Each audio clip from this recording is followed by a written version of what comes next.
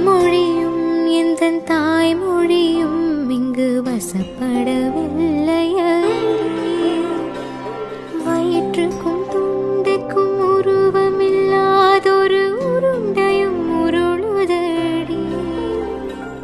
காத்திருந்தால் எதிர்பார்த்திருந்தால் ஒரு நிமிஷமும் பரிசமடி. கண்கள் எல்லாம் உன்னை பார்ப்பது போல் ஒரு கலக்கமும் தோன்றுதடி. இது